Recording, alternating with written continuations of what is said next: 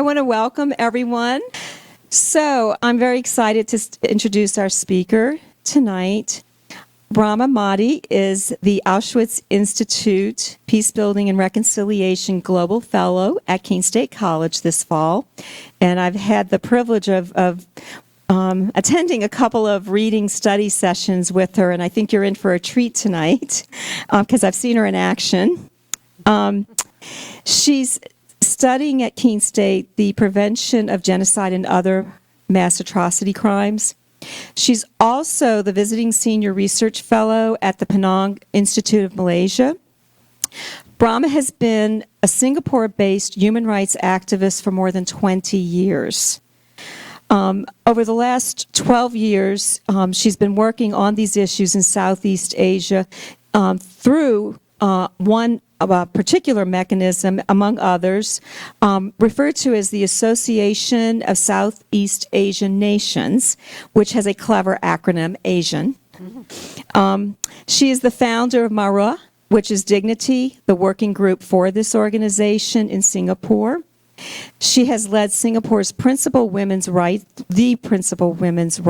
group in Singapore, the Association of Women for Action and Research, another clever acronym, AWARE. And she founded and led a migrant workers advocacy group called Transient Workers Count 2.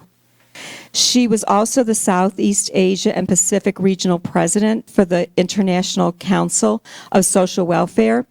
This is just a sampling of the organizations that she's been on, but it gives you the breadth and depth of the work that she's been doing. Braema has also served as a nominated member of Parliament in Singapore from 2001 to 2004. And she has worked as a teacher, journalist, researcher, senior management administrator, and as a consultant as well. And I'm very excited to have you listen to Braema's talk tonight.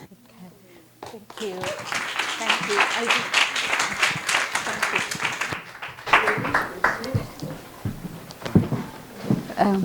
Thank you. It's on, right? Okay. Yeah, it's an on automatic something. Yeah, it's on, right? L. Thank you. Hello, everyone. Thank you for making time to come this evening.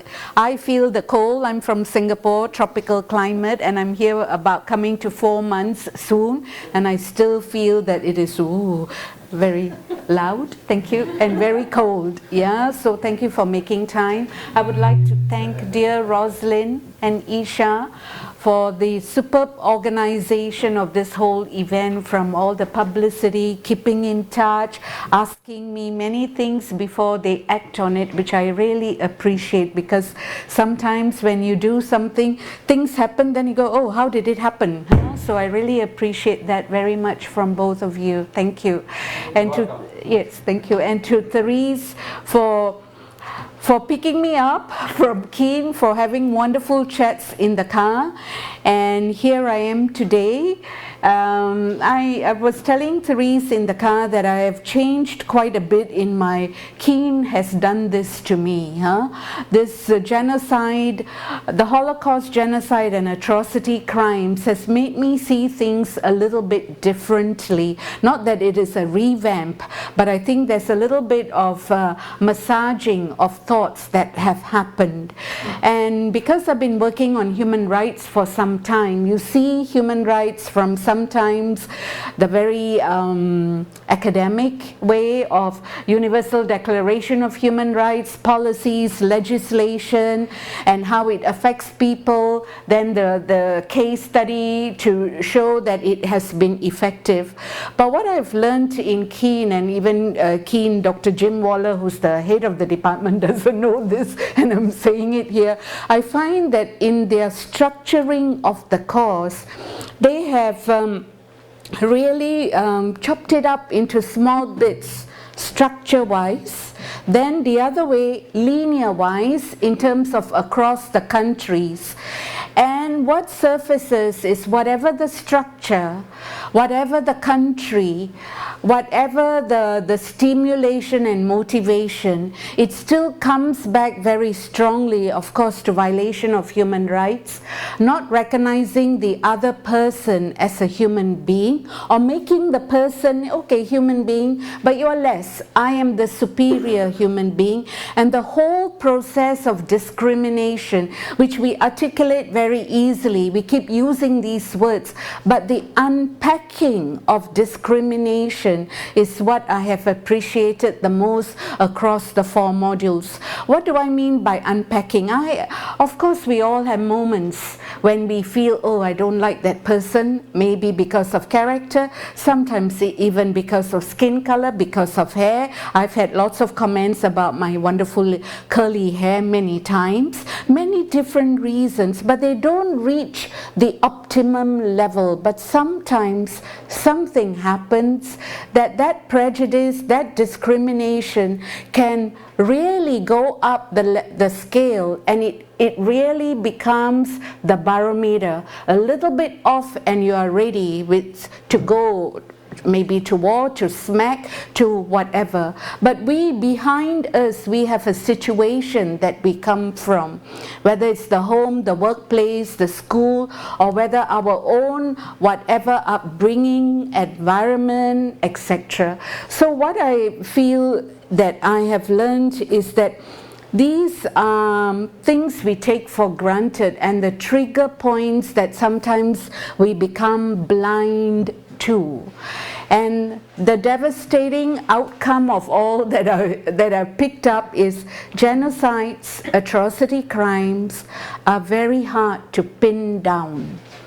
We can go for the macro, the international, the relations between countries or among a group of countries, but at the end of the day, I think if we do not do enough of this, not psychology, but we do not do enough of self-introspection, then I think we do not address what is the little bit that's inside of us that doesn't make us want to look at things, and we prefer moving about in our safe zones. My friend, your friend, we understand each other.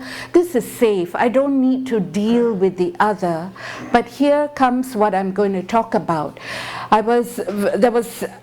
Trafficking of people, I've done it before, so it's very easy for me to slip into it. But because of what I'm going through, I feel that a lot of the stuff globally, we all talk about globalization. Sometimes we are enamored by globalization. We talk about it as the great economic new path and everything else. But globalization has also brought us to a point where people are moving about more freely than ever before. And also with more restrictions than ever before. We can't say globalization is fantastic without thinking about how are people moving about. And therefore, this is what I think we have. For me, I find it becoming a little bit more meaningful for me to apply myself to this part of the discussion. So the outline is I'm framing what I mean by movement of people, setting the stage, the agenda. What's our past is what I'll go through. Today at present, nature of people moving. How do people move? Challenges, prevention mechanisms, and any new schemas. We have plenty, but is there something which I don't have an answer, but I think it is something we need to talk about more closely, I think. Why hasn't so much worked that well? What is it, right? So my conceptual framing of movement of people is that this is genocide coming through again from my part of the world, which I always talked about, but I never realized that it is important to look at the history. I'm not a history student, but this thing has made me realize that I have to go back. And I found that the whole of Southeast Asia was a series of different kingdoms, which is fantastic. And also when you study deeper anthropologically or historically and you map the historiography, you find that they had Mandela mandala systems. Borders were not that important. I'm the kingpin, you move. People come, people go, products move, people move. And it is the power of the king at that time that will set the stage. But you're not going to really say you cannot cross a border, because borders were porous. They didn't really, the bigger my kingdom grew. So you found that it was easier from history and anthropology that people didn't really go, I belong to this kingdom. Yes, I'm the kernel, my nucleus is the kingdom, but nobody is stopping me from moving across, right? And what I found is that as independence came, and we were all colonized in Southeast Asia except for Thailand, borders were drawn up. Especially when the British left, because most of Southeast Asia was the British, most of it, we had Portuguese, we had the Dutch, but most of it was British. And the Arakan province that we all know about as the hot spot where the Rohingyas come from, what is the history? The Arakan belonged actually to nobody. 1,000 years and more ago, Arakan was just Arakan. Free movement to India, Indians moved to Arakan and down to Myanmar, etc. But once independence came in, Arakan state, which is now called the Rakhine province, came under Myanmar. And yet, from the history, we know that the Rohingyas have been there for already more than 1,000 years. Whether they were called Rohingyas at 1,000 years ago, I do not know. But I'm saying that now there's a decimation of the Rohingyas. Off you go, and we do not want you. And yet, the borders, and now Kashmir, again, we have lots of movement of people. The border was drawn. Kashmir has got China from the northeast, has got Pakistan from the northwest, and has got India from the south. And India has decided all of Kashmir, if we can, that's the nationalistic fervor that is rising in India, Hinduism and everything. If we can keep all of Kashmir to us, curfews, tortures, arrests, everything has happened, and Pakistan is boiling mad. If one had followed Imran Khan at the United Nations General Assembly, you would have heard him very clearly, whether one agrees or one disagrees, he put it very clearly that the world has stuck Islamophobia to their heads, thinking Islam is the culprit, when he feels Islam doesn't do that. Islam is a religion, and we know that all religions do teach us a lot of good things, but we have made it into the bogeyman for today. He made a very strong appeal, and he was thoroughly rebutted by the Indian delegates at the United Nations General Assembly. He was appealing to the United Nations to do what we call preemptive work, warning signals to India, which they did in the end. But still, this is not enough. More needs to be done, because this is polemical. It will just burst, and we will have more people dying, etc., etc. And what is driving it? Like what I started, people will move. Maybe the Muslims will move to Pakistan. It's safer. I do not want to be caught in a curfew. And where did the borders come from? So the borders have caused quite a lot of movement of people to become erroneous. Oh, you shouldn't. We do not want you, right? But borders are important because we have become independent, and the passport becomes independent. Something I learned the other day, no passports, no value, no person. Then I'm thinking, yeah, it's true. If you don't have a passport, you are nothing. Right?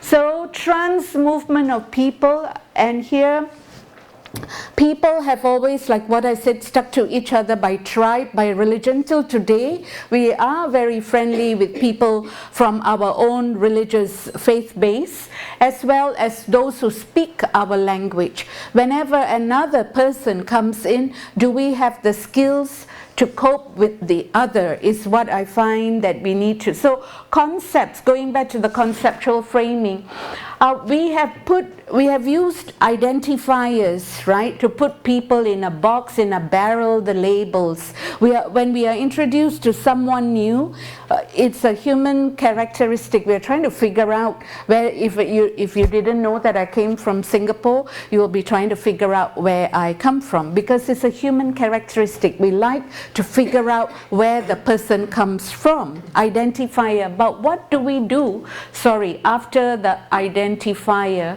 I've done this, yeah, what do we do after the identifier?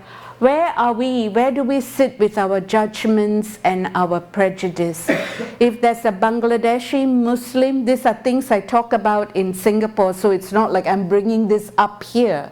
How do we respond? Because many of the Bangladeshi Muslims in Singapore work in construction sites. So we can't even sometimes think that a Bangladeshi Muslim could be an academic. We have fallen into this box. Almost all Bangladeshi Muslims are construction workers, and they are migrant workers, and therefore they automatically, some will even put them in one tier below. Rather than you're earning an honest day living, I'm earning an honest day living. So we tier people very quickly, and the dangers of the box, that's the example I'm sharing. So to me, the deconstruction is basically, at a larger scale, I feel that all people will be moving for various reasons, and how do we wish to see it from a bigger mindscape? Because every time I talk about migrant workers, the first topic that comes up is trafficking. Then the second topic that comes up is labor rights. And I feel that we need to widen, because we are facing more issues in the world today. So what's our experience from the past? We had wars. The war grabbed land, hoarding. The war brought in slaves, goods, everything. That's why you want a war, right? You are unhappy, but if I'm unhappy with you, I fight, I want to take your things. And colonization too. What was the main thing that happened was territories. And when you want to control your territory, you got to divide and rule the people. You got to make, like in Rwanda, the Tutsis were higher up over the Hutus, and the Tutsi was the smaller group, and the Hutus was the bigger group. So after a while, the Hutus are upset. And who set the stage for that? It was the colonizer who was there at that time. But after they leave, the pattern is already in me. I think, really, I am more superior than the Hutu. And it breeds and it comes out in different ways, that many Tutsis move to another country. And when it comes back to hit the Hutus move to another country. Movement of people, because we haven't sorted out this whole thing about our box and the dislocations of people. More examples of intra-movement, East and West Pakistan. We even forget that when independence took place in India, there was an East Pakistan and a West Pakistan and in East Pakistan. Then the East Pakistan became Bangladesh.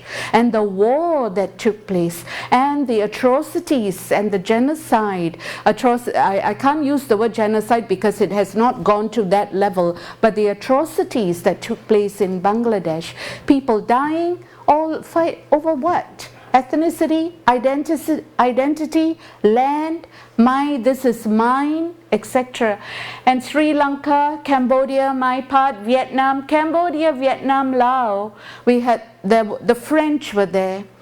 When the independence came in, all of them, the older generation, are still speaking French, but the divisions in these three countries by borders are now very stark, by social development stark, by economic development stark. Everyone wants to be the top gun just among these three countries. And yet many of them are in the less developing route. Vietnam is trying to fight faster and move up the human development index faster than the other two countries. And in Cambodia, we all know that there was a Khmer Rouge genocide. But here in America, the Native Americans, right? We have this history in America of asking the Native Americans to move from the east to the west, thousands of them, and they are asking, what's my status? Do I live the rest of my life on reservation land and the generation after me? Language has, for some communities, is gone, as well as names have gone. A lot of culture deprivation has taken place. And formation of Israel, this is the one everywhere we are doing Holocaust, which is good. But where were the Jews before? They were Europe, in many parts of Europe. And everyone did the right thing by asking for Palestine as a place for the Jews to come to. Today we have Israel, but today, what is Israel doing to Palestine? What is the scenario of the movement of people? Or are you killing them too often and too fast that they don't even have space to move to somewhere? And if so, where is the somewhere? Where are the corners of space left for the Palestinians? This is the perfect irony of what we are talking about in terms of movement of people. I'm not putting that in bold or highlighting it specially, but I think it is a perfect example of a paradox, Israel. Right? We were all saying, yes, we need to find land for you. And then now it becomes a territorial issue. How big can my land be? And inter-country slave trade, which I'm coming to. And so as we look at people, who are you? Usually people go the other way, right? What are you and all? But who are you as one looks at another person? What's your box? How have you put the person in the box? This is not a judgment thing, I'm just raising it. And how do we relate to others? If we can't figure this out, we will forever be stuck, I think. Who are you to come into my garden? Who are you to come into my corridor? That's my corridor. Who are you to come into my country? And the resentment builds up, especially if the political system in the country is not favoring me as a citizen. Right? So from the past, what do we have? An example I'm sharing, the transatlantic trade that also was known as the triangular trade, which I think many of us know about. But the Africans, that's how they were brought. And the Africans had a crime. It's easy to nab the person whom you think you should bring to America or to Europe. Portugal that brought the most number of Africans at that time. And it is over 4 centuries, 11 million people were moved out from the African continent to Europe, various Portugal, Britain, Denmark, Germany, Spain, and then to America. Depends who's there, right? And if you read about the Congo, you would know how the Belgian kingdom even made sure that the movement of people was, this is fantastic land, it's a great trade route, we want it, can you move further in, so that we find out where else is the great trade route. So you have to move, you Congolese person, you move, and if you don't move, we will apply force, etc. So much of these are forced movements upon people. Yet what is it that we know about Africa? Mandela system. They did not have these borders. Yes, they had tribal communities. I'm talking about at this time. They had tribal communities and they interface. If they don't like each other, then they have a little bit of a fight. But the borders were not so clearly drawn out that now you have Sudan, South Sudan, you have other countries also trying, and the Guineas. If you look at the African continent map, you have, I think you have three countries that are coming with the name of Guinea. They all want their little bit. And in Indonesia, Papua wants to be independent. Indonesia is not going to allow that. And when Indonesia became independent, when the Dutch left, they ensured that Papua was part of Indonesia, and yet the Papua people are very different identity. So what is happening? Indonesians are being moved into Papua so that you upset the population balance. And the Papuans are becoming 1/3 now of the total population mass. Why?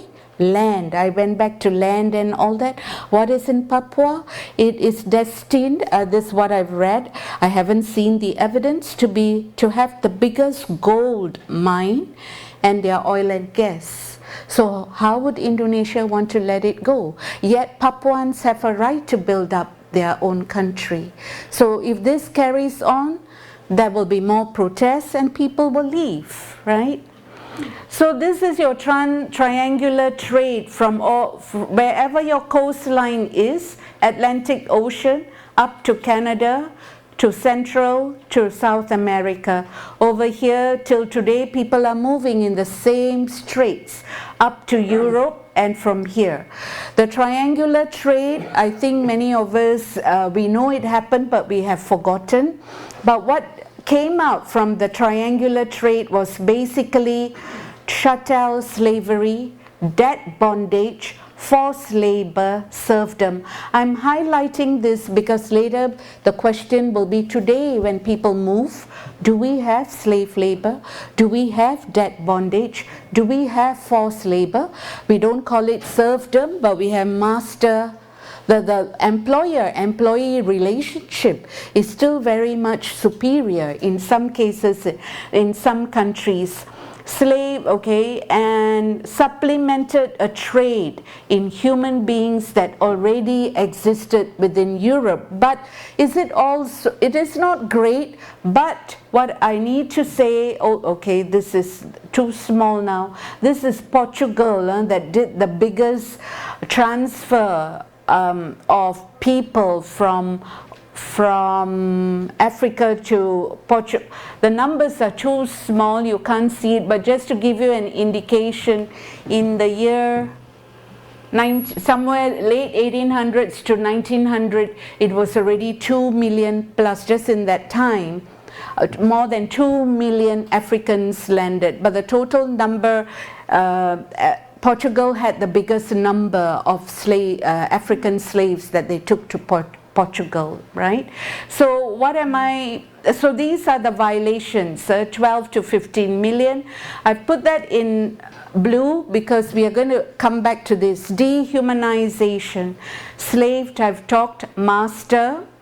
And Great Britain had 2.5 million slaves, yet we look upon Great Britain as the one that really brought in the anti-slavery issue and abolition, right, of slave trade. So here we are, the end of the slave trade, protests from people, that's great.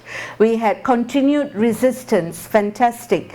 We also had Dominique, Haiti, which is now Haiti, the French colony, a lot of intra-resistance that brought about the successful end to the slave trade. And more important, on the right-hand side, the Acts. US had the Slave Trade Act, 1807. Denmark, 1803, Britain, 1807, and it is illegal trade. I'm focusing on this because have we really ended the slave trade is the bigger question, which is the present. United Nations has acknowledged that today more than ever more people are on the move. All these different forms of people, migrants looking for work. I could put there people looking for work. But since the border is there, you become a migrant. Looking to relocate, refugees fleeing from armed conflict areas, trafficked persons, well-to-do migrants moving. Why? We will talk tourists, a lot of tourist movement and the violations which we will expand on. So why do people move?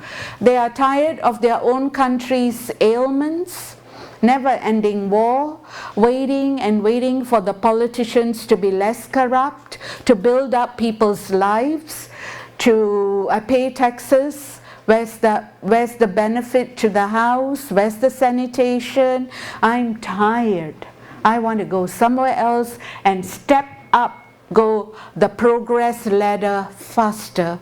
That is common, right? How did Singapore gain its migrants? The Chinese came from China.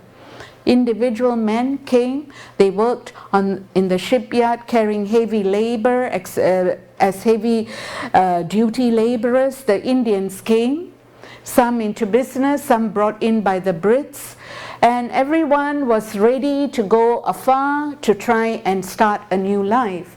And recruitment agents today come and tell you the good life is over there. Do you remember the Vietnamese who were caught on the truck and died in the truck, 39 of them?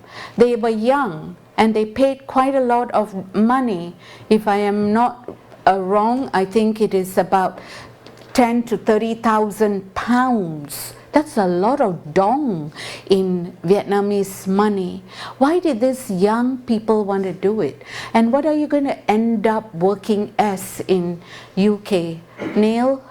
Do our nails manicure, pedicure? It's not going to be a big number. Yet they were willing to pay. There's a dream. There is something you read on your social media. You watch Hollywood and you think Hollywood is everywhere. I don't know what is the motivation. But this cannot be stopped. We can't beat the cycle. I know a lot of people from Southeast Asia, Indonesians, etc. Let me go and try. Let me try. What does it cost? Okay, I'll find the money. But does it really work? I think is the problem. Retirees are moving. They want new enterprises or they want another place to just rest. And many want to move to tax-free havens as they worry about what is going to happen. Yet, this is the reality. I keep showing this. This I borrowed from ILO. That this part, where is the best part of produce the champagne itself, is only with 20% of the world population. The rest are on the stem, the 80% of the world population. They're not getting the benefits. This is part of the social protection discussion that has now gone into what we call sustainable development goals. After the Millennium Development Goals, UN has developed Sustainable Development Goals, and they cover these aspects of how can this be shared by more people. The work plan, action plan is all on the website. It's not difficult to follow, just that policy people find it difficult to put it into practice. So UN's data shows that the number of international migrants has reached 272 million. 1 out of 7 persons in this room, I don't know how many persons there are, is a migrant. I'm a migrant, but I think there are other migrants. So it's becoming a larger number, right? And they make up 3.5% of the global population, which I forgot to put down. Half are women and girls. Median age is moving. People looking for jobs, as in yesteryears. People looking for a new frontier. Half of the migrant population, these are the favorable countries: Middle East, Qatar, Kuwait, Monaco, Liechtenstein, right? What do you think they are doing there? Are they in top jobs? No, it's all No. service. Yep. Semi-skilled or not even skilled, just do the hard labor. That is where half of them are. Remittances, huge. 2018, $689 million was sent back to families, compared to 2000, which is 132 million. Big jump in 2 decades, almost 2 decades is a big jump. More people, I don't believe it is a bigger jump because employers are paying more. Do you think, I do not know, do you think they're paying more? Or is it just more people? So, these are just some data I borrowed from IOM, and they give you the data by millions of the different types of people. And now from that lot, why people are moving and why we got to look at it as movement of people, we come to types of people. Refugees, 70.8 million, which is a lot. Even UNHCR is a bit astounded if you read the report that it is growing and it's becoming more. Why is it becoming more? Disaster? Conflict. These are the two reasons why more and more people are, please let me come to you, let me cross the border, let me get a safe haven. The 5 countries that have the largest, forming the largest pool of refugees: Syria, Afghanistan, South Sudan, Myanmar, the Rohingyas, and Somalia. And they killed that young Canadian Somalian who was working on human rights, right? Host countries, surprisingly, Turkey. Turkey, by the geographical map, has been taking in quite a number of refugees. Pakistan, Uganda, Rwanda, all the Hutus, and Sudan and Germany. These are your key host countries of refugees. Lebanon, yes, has also been host country.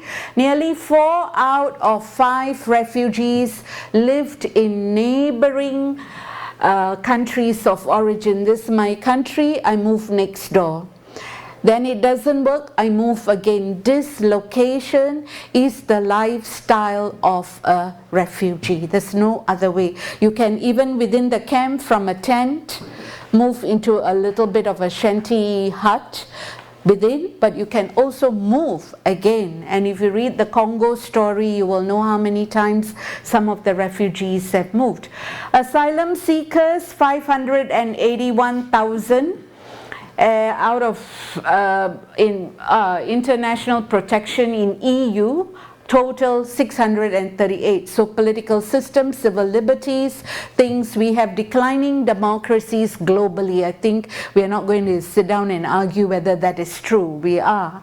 And therefore civil and political liberties affected. My identity is affected. I have to seek asylum. What is going to happen in Hong Kong? Many of the young Hong Kong people want to move to Canada, they want to move to Britain, they want to move to Singapore. And Singapore, of course, is not going to let anybody come in. Oh, you're a protester, you are dangerous to our country, right? That's how my country thinks. US has just signed, I'm surprised that US has tabled the bill, but then what is China going to do? We are already watching the brutal force that the police and the military are going to apply. So what is going to happen to the young people? So this is a hot potato. And we have internally displaced people, internally displaced is quite high, but out of that we have 3.9 million who are stateless. The Rohingyas, 1.1 million in Bangladesh, are stateless. Myanmar and Bangladesh have been talking. You can watch the progress chart month by month. UN has been stimulating and motivating, and Bangladesh on its own, talking to Myanmar. You can plot it. It is in a UN report. And every time they agree on something, and Bangladesh and UNHCR is doing all the criteria to assess each person. And after finding about 3,000 plus for Myanmar for them to be repatriated, and Myanmar said, I'm not taking 3,000, the number is smaller, some hundreds, and they were ready on that day, but they couldn't find a Rohingya. They all went into hiding. Why didn't the Rohingya want to go back? No ID, no citizenship, no status, just go back. And they feel this puts us in huge positions of vulnerability. But look at where they are staying. Cox's Bazar, you've seen enough pictures, and now the monsoon season is coming, November, December, again it will be floods and everything. I'd rather stay there than go back to Myanmar. So that is what is going on, I think, overall. So our stock of migrants now, this is the one 20% of migrant workers are in Asia, and of course the Middle East is a lot. And by country income, this is the one that's interesting. I thought that 68% of migrants actually are from a higher income group or country, maybe their own group or country. So migrant workers, movement of people today takes into account like the many Indians who have moved into the IT industry. Singapore has many of them, America has many. So from a better country, you're not like really, you are skilled and you're using your skills to move to another country. The reason probably would be the higher currency so that you can build your home there, and many of them in Singapore it's happening, I do not know in America, they buy a flat in Singapore as a permanent resident and they also send back money to India to buy properties. So the wealth accumulation through movement of people may not always be really at the lower end. There can be another tier that is also happening. So if I see my neighbor, oh, that's how you are jumping up the ladder, I too will go. I too will go out, and if I can bring my family, that will be even more fantastic. So remittances, I've talked about it. I'm not going to go through other than to point out India, 72 billion in 2015, China 64 billion, and Philippines 30 billion. I just want to pause for a while on China. China has built up many trade agreements and debt agreements with countries in Africa, trade agreement with Sri Lanka, etc., plus debt arrangement. And their agreements have a clause somewhere that if you cannot pay back, I will take some part of your land. It goes back to land, territory all the time. And if we agree on this, my people will come to do the work in your country. So I have a friend in Uganda who about 4 or 5 years ago, she sent me a message to say, guess what? The Chinese are building our roads in Uganda, and here us Ugandans don't have an opportunity to work. So if I go back to the first slide of the box, China is looking out for itself. Ugandan politician, maybe pockets are lined with money and the whole group. So do I care if my own people do not get jobs? And therefore, what is the Ugandan going to feel about the Chinese? And definitely the Chinese worker who is coming is also a lower end worker. It's construction work. So we are building up these realms of animosity by poor politics, by poor application and compliance to the SDGs, right? I mean, what else is there? Violations of workers, I'm not going to highlight all of it, but just that it shows this IOM data, it shows which group? Mediterranean, what interested me, now I can't see the color. Anyway, Southeast Asia is somewhere here, I think, because Southeast Asia has got a lot of workers on the work permit lower level, and I will come to it in a while. You can sign a contract, and if you are injured in Singapore anyway, you have to go for a Workmen's Compensation Act, Workmen's Injury Compensation Act. So I've got a broken arm and I cannot work and no money is going home. So the lawyer who's doing pro bono work, pro bono, that means not top priority, has to build up your case in the courts. And usually it goes into mediation. Now I have become a mediator because I want to know what's going on. Why?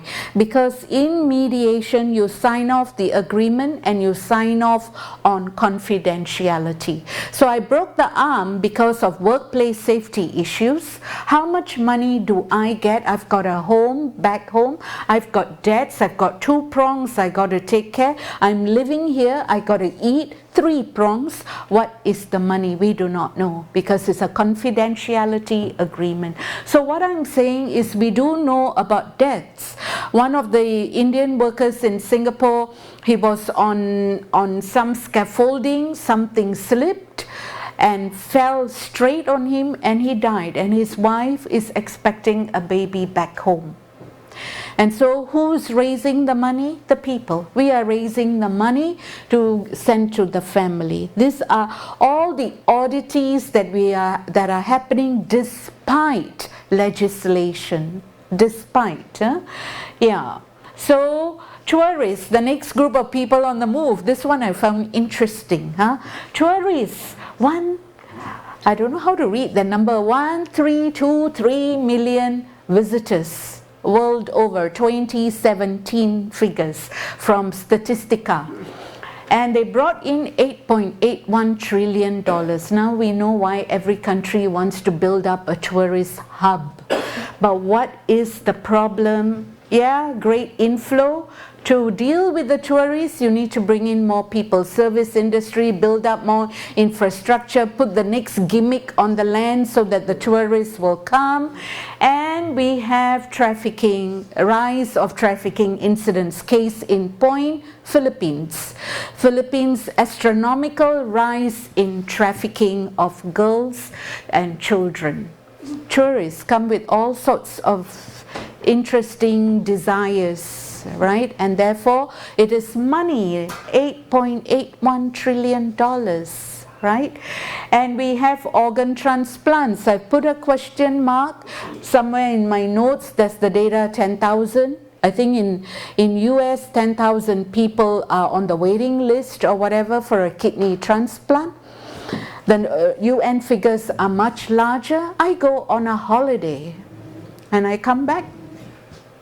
I can go to Indonesia, Philippines. There is a village that most of the men have got a scar on their left-hand side. In Indonesia, another village, most of the men have a scar. How does this happen? Recruitment, agents. The whole thing that we learned about the transatlantic trade that I showed. How did you bring the African over? Somebody and somebody and somebody. Only at that time you don't have to pay money. You just beat up the person and put the person on a ship and shackle them. But now you pay. You want this? Okay, you pay. You want your family out of poverty? Why don't you have 2 kidneys? Why don't you? I'm not exaggerating because I was on the ministerial committee for HOTA, the Human Organ Transplant Act that took place in Singapore. We thought we had a good thing. I still think it is quite good, but I'm worried about the application. Then I went on to the committee, 2 doctors, doctor who's with the case, another doctor from another hospital or private practice, then me, layperson. We assess the situation of the person who wants the transplant and the person whom he or she has brought in as a relative who wants to give the kidney. So it's up to us to ask all the questions to make sure this is an agreement, a consensual agreement. Once you find one little thing sticking, any one of us can say no. I have said no. But I know that the 2 doctors, one of them especially, is not happy. So after 3 years, I didn't want to do it again because it is difficult. You tell me you are the relative. How am I going to prove you are the relative other than to ask questions? Because no money transaction. But how is it utopian? And yet organs are moving. Organs are moving, right? So trafficking now, the final part, right? ILO tracks the illicit profits to be $150 billion a year, right? And these are all the countries in Southeast Asia, Thailand, Myanmar, Laos, Cambodia, and Malaysia, documented, undocumented. Even if you're in the labor force, you can be documented and undocumented. You have come in as under the illegal route. But trafficking is all illegal. You shouldn't have been trafficked in the first place, right? And sorry, my apologies, I tried, because this week became quite tough for me. I have good diagrams on supply chain, and I couldn't find it on time in my stuff, but you need to look at the supply chain, how the person gets passed from one person to another. Just as an example, if let's say I live in a village in Cambodia, somebody talks to me and then say, oh, it's very cheap, you only pay me this and you can go to the next spot. I go to the next spot, another person will ask me for money. Then I'm like, oh, if you can't pay, can you do a service? So I'm already in the trade before I've even started. Then I move to the next spot. Then I leave the country. Money, not enough. Oh, please get used to this. This is what you're going to do. That is an example of a supply chain. Right? It is unscrupulous. It is money in the pockets. As a reporter, I went to Cambodia to look at the whole trafficking chain, and I saw different forms of brothels, and the one that is still in my mind is young girls at the door, is wooden houses and on stilts, and below it is rubbish. What I mean by rubbish, it is a bit like a swamp land with all the rubbish floating, and they are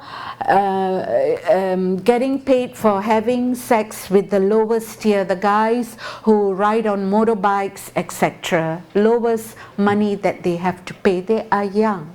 I can't ask them their age, and there are people who carry guns and they are walking there, so you have to be careful as the reporter and the photographer. That is to me the most stark picture that daily this is your life. And the girl whom I interviewed at that time, she was 14 years old with HIV, rescued, and was with UNICEF, going to go soon because she's in severe state of AIDS, and there's no money to get her medication, right? And I'm talking about something that I did in almost, oh yeah, it was in 2000.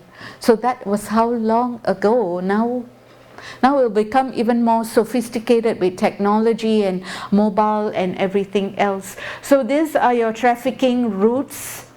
This is Southeast Asia, the whole, look at all, everywhere you turn, the routes that people can take to send a person in, and that is Southeast Asia. But look at how many are going to this part of Europe, and this is the web is fantastic. How they did this, I don't know. That shows you people movement under trafficking, just for trafficking.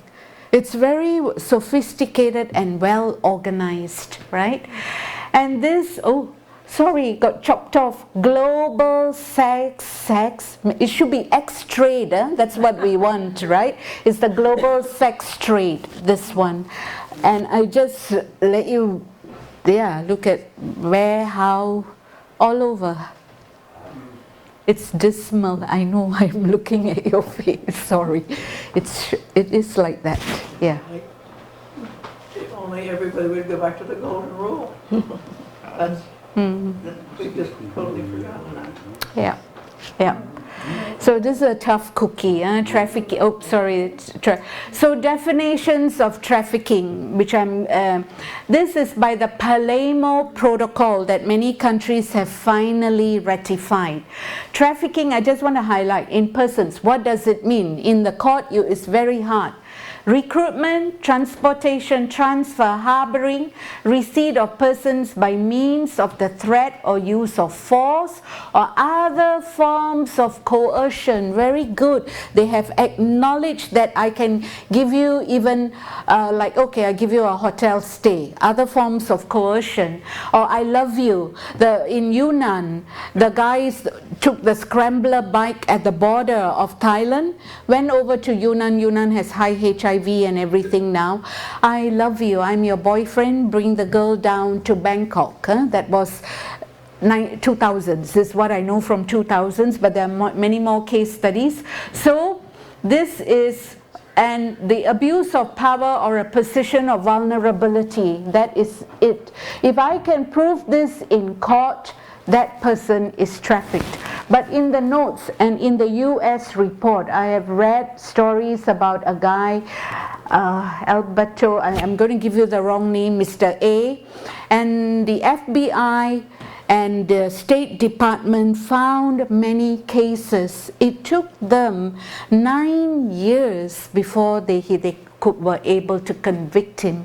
As they were investigating, he was continuing bringing in the girls from Mexico, mainly girls, and another guy from Honduras. The case is still pending because your accumulation of data and a trafficked person must be willing to become a witness in court.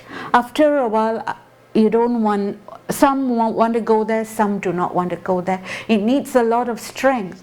And what is the other tactic that the traffickers do? I will call up your home. The one in Mexico called up the home and threatened the family. So I pulled back. That is why it is a great document, but it is very tough for application. So the trade grows. It becomes larger, more intense. So there's a difference between smuggling and trafficking. Smuggling, you want to go. All the guys on the boat from Africa crossing the Mediterranean, and they know they are taking a risk. They are willing to take the risk. Consent given, but I still question how much money. Is the money astronomical? But I consented, so it's smuggling. But trafficking, no consent given or dubious circumstances, falsehoods, etc. So here across state borders, both. You can also be an internally trafficked person. Just as an example, we went to Batam Island, which is, sorry, I should have brought the map, right? Like this is Malayan Peninsula, Singapore, and some islands here that belong to Indonesia. Singaporeans and Malaysians take a ferry boat for 45 minutes. The ferry is always full on a weekend, and they go to Batam Island. Lots of brothels. You are out of jurisdiction. Malaysia, Singapore, you're in Indonesian land. And we went there and we found many of the girls to be very young. So 4 of us set up, we did a research and we interviewed the girls. We paid and we interviewed the girls. And this girl's comment was stark, but it is also the reality. What are you doing? Massage. Don't do sex, which is of course not true. And I said, have you been home? Yes, I've gone home. Then I sat and looked at the sawa padi. Sawa padi means the rice field. And I said, I don't want to work here. I'd rather come back. So I asked her, what made you think it is better to come back? Few minutes, I earn so much rupiah. Sawa padi, work whole day in the sun, and I earn this much. She did her own logistics. The other side that we must also remember, if I have slept in a week with 100 men, what is the devaluation that I go through? It's very hard after a while to make a comeback. It is a difficult process when it comes to sex. I'm not talking about prostitution, I'm talking about sex. Once you are trafficked, after a while you can consent to become a prostitute because you feel that you have nothing left. Bali today is bringing in young boys. For whom? The tourists. Goa in India, boys. Colombo, Sri Lanka, Negombo side, boys. So who is feeding this? Money, people, all of us. So how different really transnational and now, right? Recruitment, yeah, transportation, still there, only maybe now faster, budget airline and everything. You don't get shackled, but they watch over you, right? Debts still happening, before no debts. Passport, yes, false passports, forged passports, everything is happening. Work conditions for trafficking, dismal. For labor, if you are documented, not so bad. Undocumented, in Singapore we have car washes, not automatic. Guys wash the car for you, and I look at them. I have asked them how many hours. They tell me 8, 10, 12, depending what shift you are doing. That's a lot of hard work to use a sponge and wash a car and then pour water and then you mop it up dry. And I don't know how much money they are getting because I can't ask. I know that they do not want to talk to me because they are being watched by their supervisor. But I'm thinking, wow, yeah. So you don't wash the car at the car wash, you wash it yourself. No choice. So dehumanizing, state level protection is, in Southeast Asia, depends on the country. Yeah? Malaysia sometimes has, I feel, has a better law than Singapore, but Malaysia has got more cases of trafficking because they are huge. It's bigger, and you can explore Kuala Lumpur, but it's a city, urbanization. Somewhere else, something else is happening. It's difficult monitoring work. The last one I want to talk about, private sector. Something that I picked up that I think has a glimmer of hope perhaps in bringing it to some kind of a concentrated spot is business and human rights. Asking companies to take ownership of what their employees do when they visit other countries, some form of code of conduct. Secondly, labor. Your factory, whatever, has got people from different countries. What is your business and human rights code, which I'm coming to here? So the international conventions, this is your trafficking protocol. CEDAW, the convention, the most popular, both CEDAW and CRC. If ever you wish to document this at the UN, these are the best two documents. I say maybe with some prejudice because the countries are taken to account very strongly. We read from your report done by civil society that this is still a gap. What are you going to do about it? The state has to respond. African countries respond. We think they are corrupt and hopeless, but no, they keep to their response, but they don't give like I will change the whole world in my country, but they measure what they are agreeing to, and they try their best to do it. But in my part of the world, some of the countries will say yes, yes, yes, I will do, and then it will not get done. Singapore is good on its obligations, but it will feel that we don't have a trafficking problem.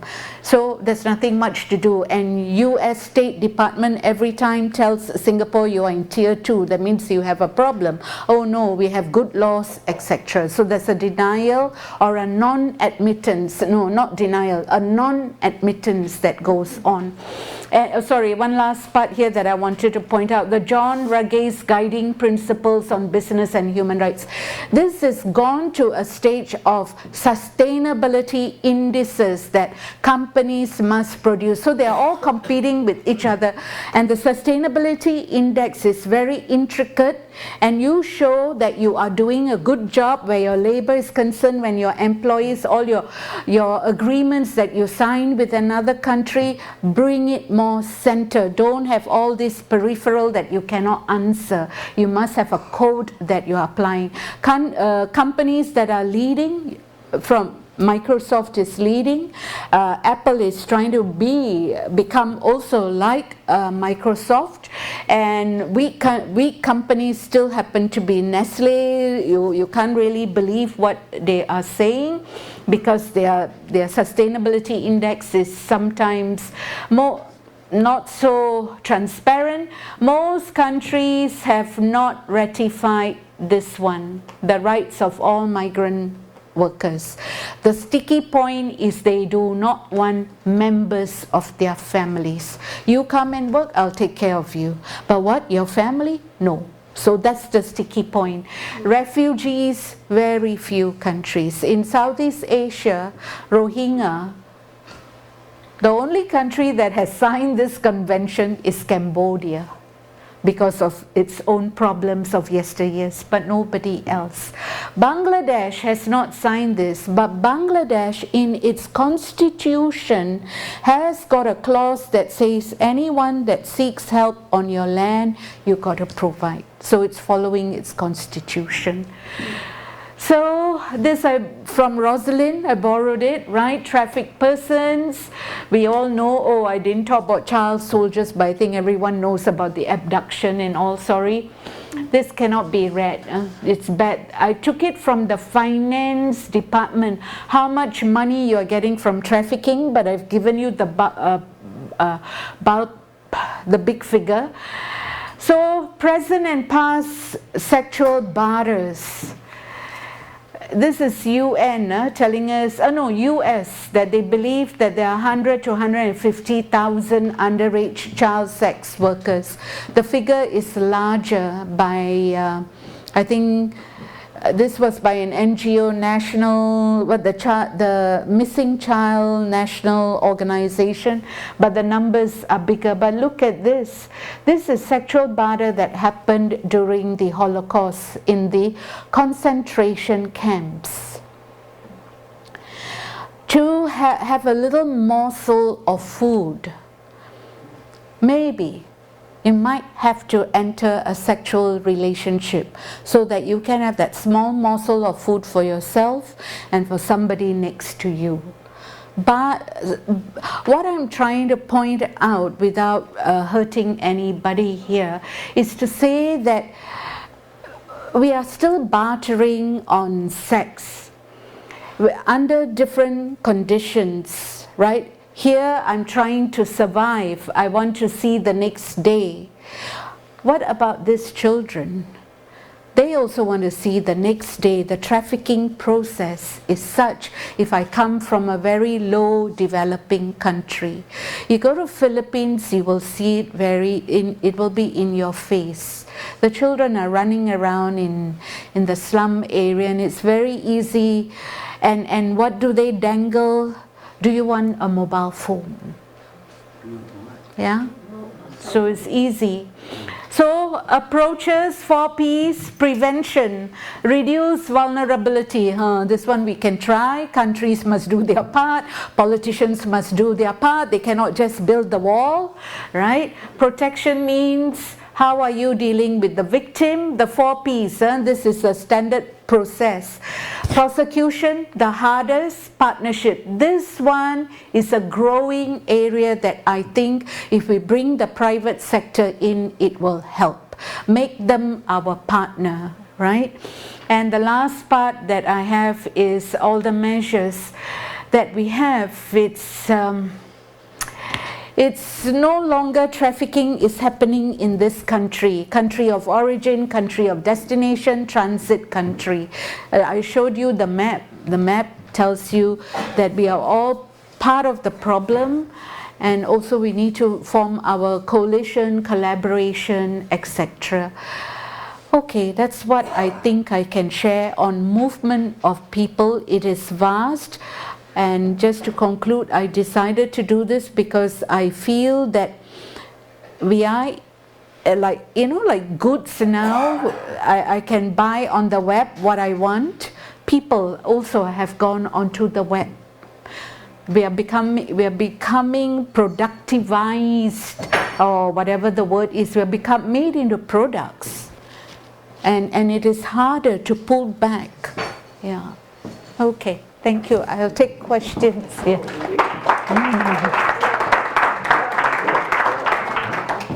Yes, please. It's too bad we can't gild humans. Hey, we can't get what? Too bad we can't gild. Gil. My way we do voices.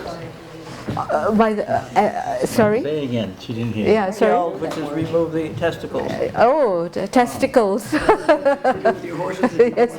Oh, is that so? I didn't know. I'm not. Oh, I live in an urban environment. I didn't know that you did that to horses. Oh, yeah.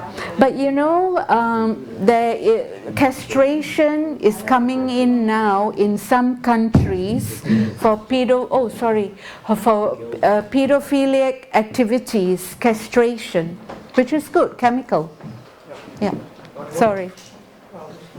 you knew that was going to happen to you, you might be a little more careful. Are there questions?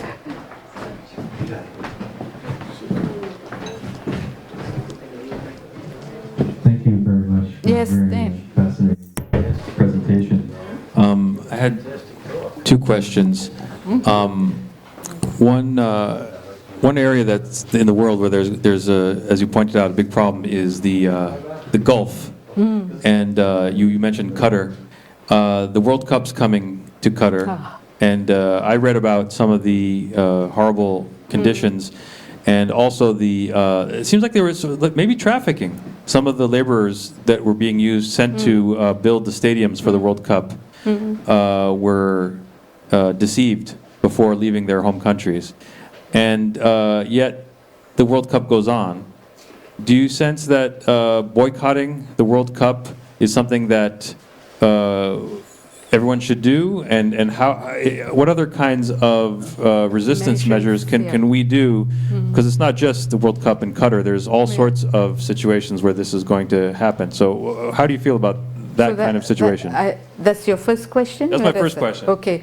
I can stop here because I don't want to monopolize. Okay, all right. Thank you for that. We all, actually, there was a movement that came out from Latin America, if I'm not wrong, that built up the pressure to say that we should boycott the World Cup. Even the Olympics came into the discussion, and like what you said, anything that we know, we should. We need to get the games guys in. Otherwise, in my view, and I may not be right, I feel that when the civil society just does it, then it is the advocacy group. But if the sporting fellas, the professionals come in, the company that is building all the infrastructure for the stadium becomes a game player, I think the chances are better and higher to achieve one small level. The other part is the security. I think at one of the games there was high security, that there was no soliciting on site, which then means it can be off-site in the hotels. The hotels will be game. The hotels will be game. If I'm about sexual tourism during the Olympics and the World Cup. Of course, there would have been. There would have been, definitely. Labor and sex tourism, right? So got to get the professionals and the amateur sports persons onto this game, that you are a responsible person. No point holding the hand of a young kid and hello, I'm playing the World Cup. So I think that pressure needs to be increased. The private sector needs to come in. And I think the Commonwealth Games that took place in India many years ago, the corruption case is still going on, hasn't come to bear fruit yet. And around that Commonwealth Games, what we have also heard is that there was some level of sex industry that went on. So maybe there's a huge cover-up because some big names are going to pop up. So we are fighting corruption. I don't know which one, how. That's why I showed the past and the present, where the sex industry is concerned. I do not know, I'm not blaming technology, but I'm wondering whether the easy access to technology and Instagram, whether it is opening windows of just saying, what is the problem? I think we need to review. But if we talk about this too loudly, I worry about the conservative group saying, oh, the faith groups coming in a bit too strongly to say not this and not this and not that, and limiting the freedom too much. So I can't see Facebook or anybody becoming responsible on this. I can't. Well, that's very interesting. Thank you. So one last little question. I don't want to take more. Someone else has one, but real quick. You mentioned Bangladesh a lot, and I've been reading that it could be within 50 years, the majority of the Bangladeshi population's living spaces will be underwater. And that's not just Bangladesh. I mean, all over the world, there's going to be migrations due to the change in the climate and particularly sea level rise. So from your thesis, it seems like before, when there weren't these national borders, there weren't sort of environmental crisis, let's say 20,000 years ago, you just left and you went to a place that was safe. Now that's not as easy. What do you foresee as the future caused by environmental catastrophe? Thank you very much for that question. I did not talk about natural disasters much. Okay, one of the solutions I can suggest, we all actually were quite whimsical when it came out. Indonesia, the capital of Jakarta, is also supposed to go underwater, and the president has made a decision. I'm moving my capital by 10 years time to Kalimantan, and everybody is like, wow, this is major, and I think that's a good move. So Bangladesh has been talking about it for some time, but it doesn't have the money, and it needs to rebuild its infrastructure. So many want to leave. You are very correct on that. Many want to leave because there's a sense of hopelessness on that level. The other sense of hopelessness that's coming is the civil liberties are being eroded quite a lot in Bangladesh at the moment because of the Awami League party that has come in, and they are more conservative, and they have been killing off the bloggers or people associated or linked to the party, killing off bloggers, etc. My biggest fear, just as an aside to go back to this, is that if we keep dismissing the issue of the Rohingyas because we do not know what to do, the militants associated with fundamental approaches to Islam will come and look for young boys and girls hanging around, not knowing what to do with themselves other than the bits and bobs of humanitarian aid of education that comes. So having said that, any other refugee community, because it takes 20 years before you are settled. That's a long time. Yeah, so I don't know whether that is helpful enough on the, and Bangladesh, we forget, this is the saddest part, has got one in the South Asia region. We think that most of the brighter academics and minds come more or less from India. Actually, Bangladesh has the kernel because it is next to the former Kolkata. And the borders again, when the borders were not there, that was that intellectual nerve center.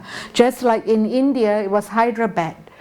And now everything shifts. Yeah, so we borders, I don't know what to say about borders. We all believe in independence, right? We have a house, we put a fence around, and we go, okay, this is my house, this is my garden, this is my dog. Then, I don't know.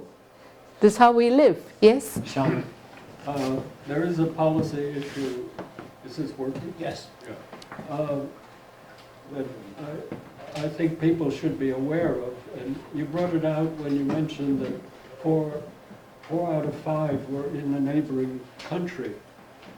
I began working with refugees in 1962 in Uganda, and in Botswana, the Quakers ran a small refugee camp, so I have extensive experiences. And one of our biggest problems was the UN policy that still exists, that a refugee is only recognized as legitimate if they come from a neighboring country. And you've pointed out how you have the origin, the transit country, and the destination country. And as global warming and other things increases migration and movement, that rule that you can only come from a neighboring country is going to have to change. Yep. I agree with you totally, because the movement of people is no longer a stagnant thing, it's a dynamic thing. And especially if you look at Africa, Rwanda and its neighbors, if trouble begins again, you'll move to another spot. And if UNHCR takes this approach, he's very correct in what he's raising, then you're not going to recognize so many. And where do they go? They remain forever stateless. No one wants them. How? So I go back to my first chart, right? The box. Where do we put refugees when it comes to the box? I think we put them in the box and we close the box and lid it, and okay, that's it. Yeah. Yeah, we lid it and we lock it, and we do not know what else to do, right? And it is the highest cost, by the way. I did not put the cost figures because it's like taking care of everything for the person and hoping that they can find have some access to livelihoods. And what are the livelihoods when you're living congested in an area? The Rohingyas, there's a report that has emerged from academics that the few women who have found jobs in Bangladesh are being sexually harassed. Some have been raped by people guarding the Rohingya camps, by people who are working under some hat of refugee leadership position, by Bangladeshis. So it's like, whoa, how long can this go on for, yeah? But at least the report has come out, yeah. Thank you again. This sex trafficking seems to be... Sorry. Yeah. I think they are recording, Hi. that's why, yeah. Thank you. So the sex traffic seems to be particularly heinous because we've got a lot of young children whose lives are being ruined. There's so much money in this, though, obviously, and you have very sophisticated systems and terrible professional people moving these people around. And I imagine they're hard to find. But the question is, how about law, the legal system? And I never see that people who've been involved in sex trafficking have going to jail or who have been apprehended. Maybe it's just not making the papers, but you would think this is such a big thing going around in our world right now that you would have some people being apprehended and incarcerated, and that might help to defray some of this future transgressions. I don't know.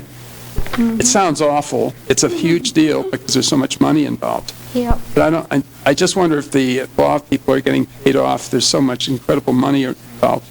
Yep, it's horrid. It's horrid, and it seems to be, if one becomes upset and it becomes larger. I'm flipping through to find out it's a U.S. state report. I printed it too small, which states the case that I mentioned, the Mexican and the Honduras guy. And he was put on trial and he went to prison. I was just trying to find out. It was not a... I remember my reaction of like, oh, is that all the time? But I cannot remember what's the time now. So I think there are cases that have been tried. It's just that maybe the papers are not putting it out larger. Maybe they ought to. Maybe the punitive measures have to become even stronger. But whatever it is, this is the saddest part of the story I have to tell you. You use the word sophisticated. I feel that the whole network, the apparatus has become so sophisticated. I'll just give you an example. Singapore, a sex worker can only work in a licensed brothel, which is good. So we know where are the licensed brothels, and you go there and you have to pay and you have to use a condom. Big tick. Informal sex workers, sorry. You ask the condom, the guy will run through the door. He doesn't know what safe sex is most of the time. So what happened is when the CID, the Criminal Investigation Department, went into the streets and laid and nabbed some of the pimps and everything else, we didn't see anybody in the streets anymore. But what did they do? Mobile phone. Transfer to mobile phone, transfer to Airbnb. I'm not saying Airbnb, I'm not, pardon me, I'm saying equivalent accommodation have come onto the scene, where it's very hard to know after a while, is that somebody staying for a holiday, R&R, or is there something going on? And so that is what I mean by the sophistication. So now let's go back to the CID fellas. They have been patrolling the street and building up their documentation. Now it's a different modus operandi. You got to get your security guys who are on AI, artificial intelligence security, to start mapping. But we also know when you start mapping, where did your child pornography go? Into the dark websites. So the game has moved on so much faster. We need hackers. But it's great that Julian Assange has been well, his rape charge of condom or no condom has been dropped. But he was one of the earliest fellas who put onto the scene about child sex, pedophilia rings and all that through the web. So the game is so advanced. I know that Norway is Europe has got some apparatus, and one last point, it has gone to regional approaches and more collaboration. I would say this, that in my own experience, that there is more collaboration of wanting to get to the root of it, but the game is faster. It has moved faster. Last question, I'm going to ask that we make it brief. Okay. Last question. Oh, All right, I also had two, but I'll make mine brief. Question. Well, I guess I can ask about the graph another time. I'm curious in your own words, because obviously I'm not the one that studies this. In a situation like you gave the example of with the window washer, the car washer, and something like that, and it doesn't need to be, you know, the car washer himself. Do you find that it's better to support the individual, right, and help that car washer, or it's just to not engage with the system entirely and don't get your car washed by people like that or in the service industry? Okay, you got a good question there. If I were to go and engage him on his own to improve his condition, I must not harm him. Whatever you do, it's cause no harm. So to get my information from him, I have to know, I have to write my little thing on a slip of paper, please call my number or something, and slip it to him, because there are about 4 car washers, 2 on each car. So everyone is a tag team, you know, so I cannot make him lose his job. So I have to find my little window. If I can help him, then I must have on my standby, because he's not a Singaporean, what is the alternative job I can offer? The other way, systemic, yes, I can at least, which I have done, I can call up the ministry. Our ministry is called Ministry of Manpower. I don't know why. It should be Ministry of Human Resources. I can call up the Ministry of Manpower and say I am perturbed by this. This is what I've seen. So I do witness documentation. I watch the guys and I keep documenting how many times. And then I raise it. One last part. I've just raised one where window washers, you know, you have to wear your safety harness. They were in the plastic chair, and the chair was hung, was all tied up, and they're going up and down. I had to call the Ministry of Manpower and tell them, take pictures, send it, your picture is not clear. And I'm like, I'm in another building, you know. Then I have to say, if the guy dies, I've got this picture. Yeah, we'll send our guy. So, and that is Singapore, which I thought was a little bit dismal in that sense, because we are very good. We are very good. But yet, so can you imagine in some other countries where there isn't that latitude of observation and enforcement, then it becomes a bigger problem. Yeah, how do you support the individual without perpetuating the system? But, that's a hard question. Yeah, I'd rather not, I'd rather wash my car. Yeah. You can answer if you want. We can stay here all night. Okay. This is the house of God, open all night, all day. Don't worry. If you have something to say, you can. But let me thank you very much for coming here and giving us such a distinguished